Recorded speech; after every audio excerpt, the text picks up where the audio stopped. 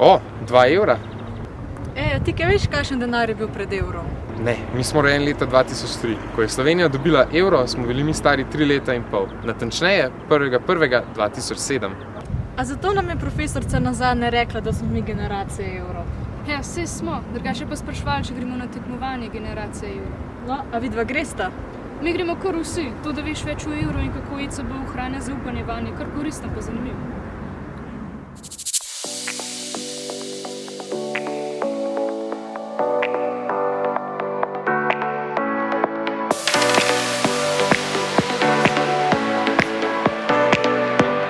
Ok, se pravi ena beseda, tu je pojem, k cene dobrin neprestano rastejo.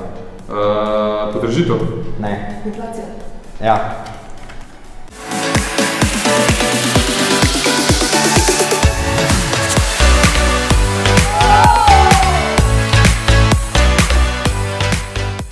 Danes bomo govorili o cenovni stabilnosti.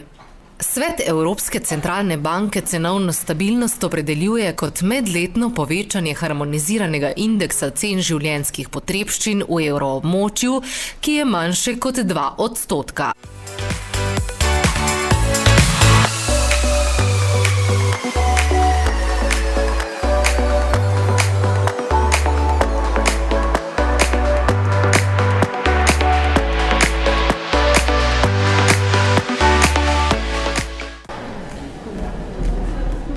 Naprej gremo.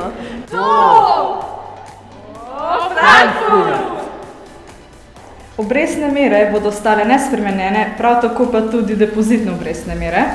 COVID-19 je zelo močno vplival na svetovno trgovinsko menjavo, zato so ključne manjše spremembe v njej. Smo ekipa 5 Sekinov in predstavljamo EGSŠ.